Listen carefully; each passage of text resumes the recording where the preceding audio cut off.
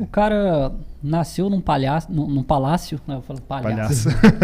Num palácio cheio de riqueza, abandonou tudo para buscar a iluminação, conseguiu, tinha muito conhecimento também, a parte de se tornar iluminado deve ter trazido muito conhecimento para ele também, passou muito conhecimento para a galera, tinha muitos seguidores, muito foda, escreveu vários pergaminhos, né, que ficou para a galera.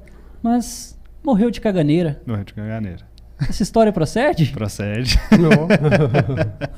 Buda era uma pessoa normal, como nós, né? Então, a gente... Às vezes, né, me perguntam, ele não era filho de Deus? Era, claro que era. Você também é. Eu também sou, né? Todos nós somos filhos de Deus. Então, não precisa ter nascido com 32 marcas, não precisa ter nenhuma predição. A gente fala, a questão da vida e da morte é a mais importante de todas. Não desperdice seu tempo em vão.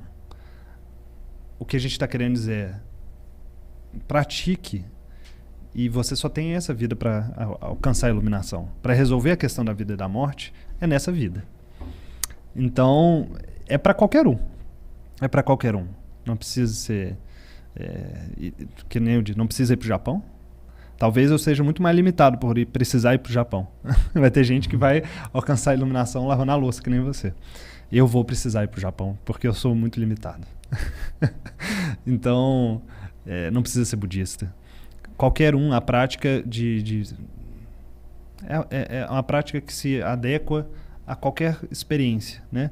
Mas, com certeza, acho que existe um consenso para nós.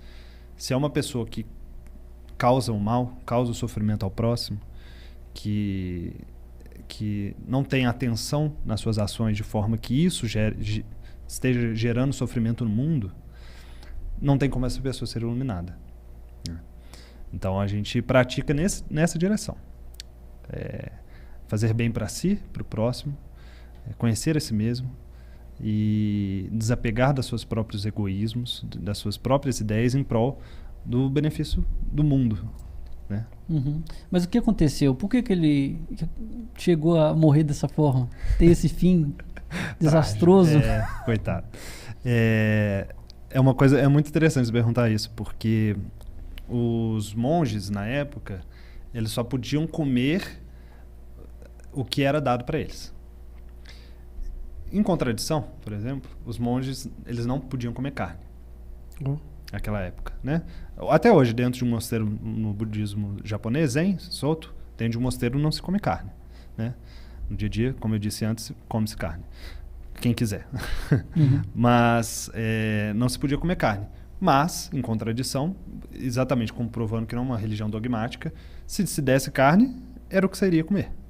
Porque a sua ação de rejeitar a carne, a comida que uma pessoa te deu, causa sofrimento também. Então, sofrimento da morte do animal, sofrimento da pessoa te dando, deixando de comer para te dar o que, né? Já causa, assim, né? Desperdício do animal que morreu e também o constrangimento, assim, você recusar a comida que a pessoa Sim, tem. E na época as pessoas realmente não tinham acesso à comida como a gente tem hoje, né? Se tinha o que comer ou não, dependendo. Entendo. Então, se a pessoa abria mão do que... Às vezes podia abrir mão do que comer naquele dia para dar para um monte, né? Enfim. E aí o Shakyamuni Buda recebe uma carne estragada. E ele come mesmo assim. E diz, né? Não sei, não estava lá para ver. Tem uns que dizem que ele sabia que estava estragada. Outros dizem que não. Ou, independente, ele comeu. E isso, ele tinha 80 anos, né? Ele atinge a iluminação aos 36, se eu não me engano. E aí ele continua ensinando até os 80 anos. E aí, naquela época também, desinteria era algo muito mais mortal que até hoje ainda é, né? Mas com 80 anos naquela época, quem diria? Então, foi como humano, né? E deve ter muitos vegetariano que deve cair matando com argumento, né? Tá vendo? Buda morreu de caganeira porque comeu carne. Para com isso, né? Podia ser um vegetal estragado também. Podia ser. Podia ser. Podia ser uma cenoura estragada. Pode. Vamos falar que é uma cenoura estragada? Só para agradar os vegetarianos. E o tal uma coisa que eu queria perguntar para você, nos filmes que relatam o budismo, eu via muito a questão do voto de silêncio, né? Que os monges, pelo menos nos filmes, não sei se na prática ocorre isso. Existe isso mesmo hoje em dia? Para a pessoa se ordenar como monge, você vai ter que ficar um tempo sem conversar com ninguém, ok. Mas assim, pelo menos prática, como se fosse um jejum, né? Fazer voto de silêncio. Existe e por quê? Não existe isso enquanto prática propriamente dita. Ou seja, você precisa fazer um voto de silêncio para que você seja um monge. Isso não existe. E aí sempre falando na linhagem Soto Zen, né? Uhum. Mas o silêncio é muito importante. Perdão. O silêncio é muito importante. Só um minuto que eu preciso falar isso. Tá vendo, mulheres? Tá vendo, amor? Tá vendo? Às vezes homem também precisa Escuta ficar... homem... Todos nós. Esse que é o lado bom, o lado bonito do budismo. Ele é universal, ele não discrimina de certo, errado, mulher ou homem. Todo mundo precisa ficar quieto. E aí, essa é a importância. O silêncio, ele tem um lugar essencial para a gente desapegar das palavras, né? Ah, sim. A gente compreende o mundo por meio das palavras. Isso é uma coisa muito interessante do Zen. O Zen, ele nasce numa perspectiva que contrapõe-se ao erudismo que acontecia no budismo. Ou seja, uma casta mais alta utilizava-se do budismo como um meio de controle social, e parte desse controle social era por meio da escrita e da leitura, que a maioria das pessoas eram analfabetas, né?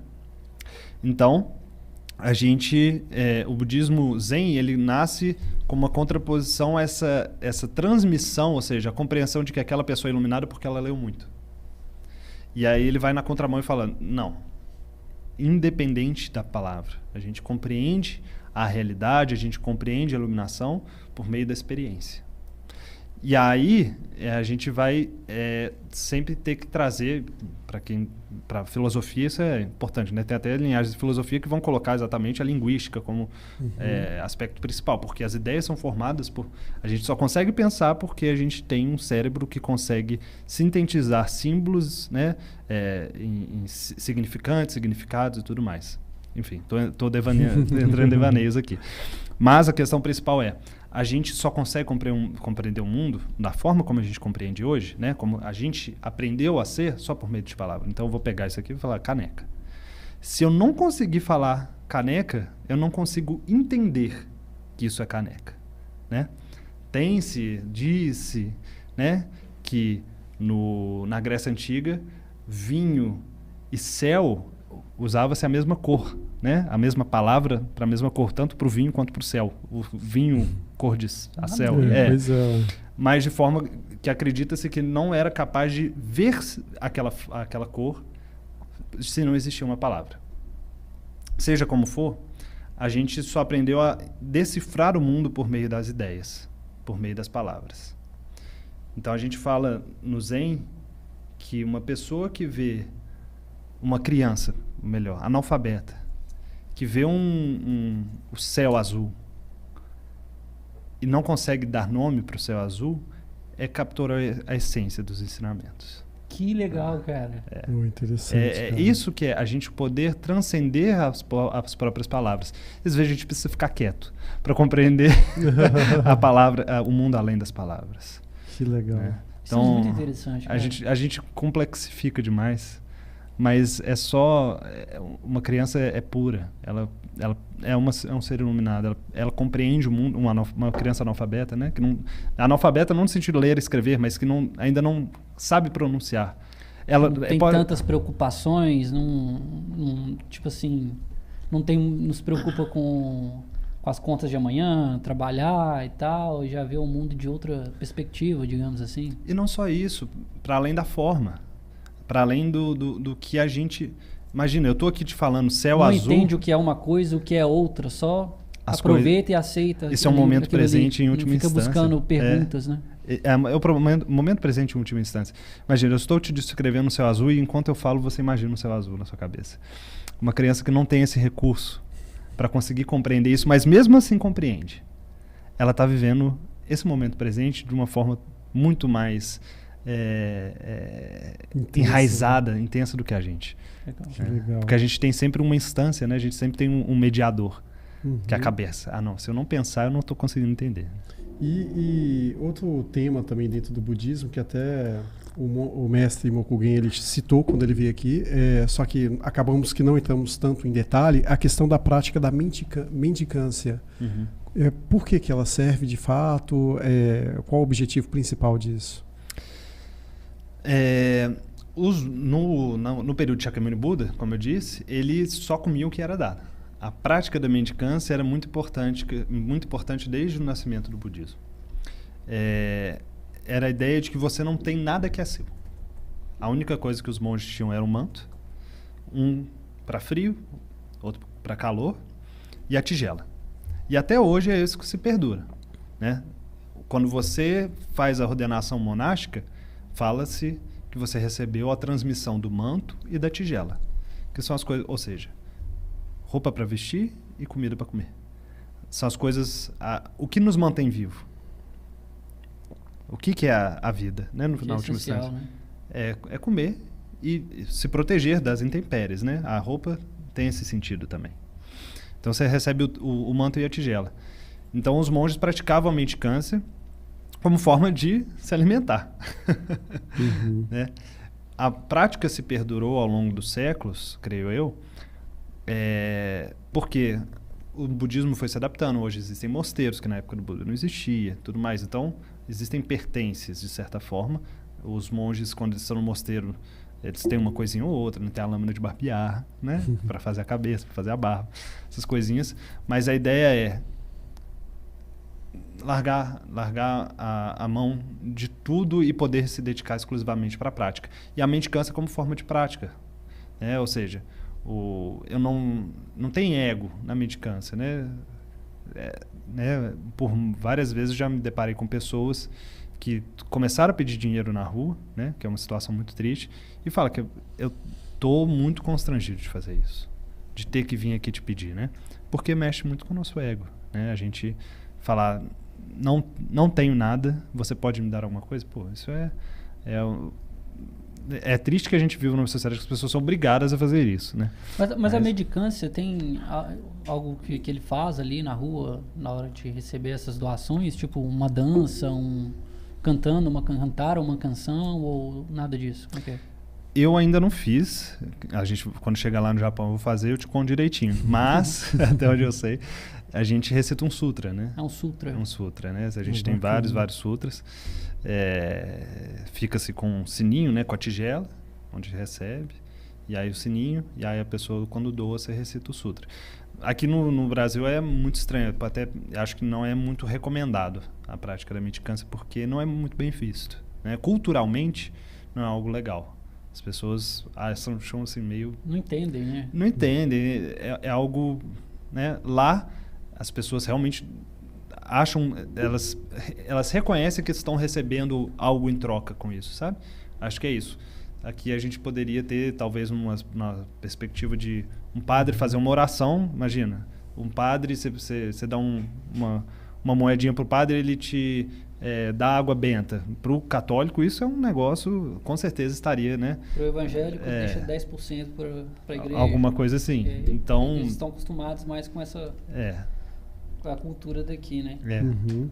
Aqui não faria muito sentido, né? A gente recitar um sutra, as pessoas talvez não se tanto... E nos templos lá do Japão, recebem, assim, as pessoas que não são monges para meditar e tudo mais? Sim. Igual sim. as igrejas aqui recebem os fiéis? Sim, recebe.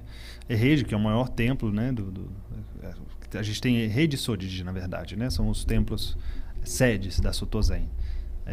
Não conheço Sodiji, também não conheço Eheji, mas já pesquisei mais sobre Eheji. Sei que tem períodos de receber pessoas para irem lá fazer prática. O templo que eu estou indo também recebe leigos, né? Para poderem ir lá praticar. Ficaram por um período mesmo. Tem alguns mosteiros no Japão que são hotéis. Que legal. Que tem os monges praticando de um lado e as pessoas que querem ficar hospedadas no templo de outro, né? Não, acho que não sei se na Soto. Uhum. Só aproveitar aqui que a gente está se aproximando na reta final, mandar um alô aqui para o pessoal que interagiu aqui no chat, né?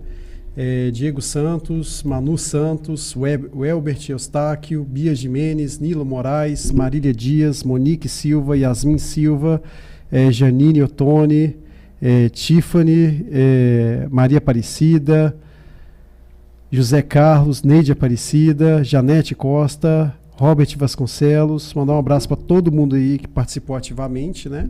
E ler algumas perguntas, né? Senão o pessoal depois fala que a gente não olhou aqui o chat. A Manu Santos está falando que o budismo abriu a mente dela para um monte de coisa. Bacana. Que bom. Abre mesmo. A Bia Jimenez está perguntando o seguinte: mulher pode virar monge? E o treinamento é o mesmo que o treinamento do masculino? Ótimo. Sim. Buda ele não fazia distinção na prática de homens e de mulheres, né? Nenhuma. Inclusive a Sujata, né, que deu a papa para ele quando ele estava na beira da morte, depois se torna uma monja, né? E hoje você tem mosteiros para mulheres no Japão, você tem mosteiros para homens, você tem mosteiros mistos, né? Então não tem diferença nenhuma. Se existe, infelizmente por uma questão de preconceitos que existem, né? Porque monge não é um ser iluminado propriamente dito. Então vão ter alguns lugares que possam ter diferenças, discriminações que são próprios do nosso tempo e do espaço, né? Da cultura e tudo mais. Mas na essência é a mesma coisa. Pratica, raspa a cabeça, vira monge. A exemplo, a monja Coen, né? A monja Coen. Exatamente. Que já é bem conhecida popularmente aqui, né? Exatamente.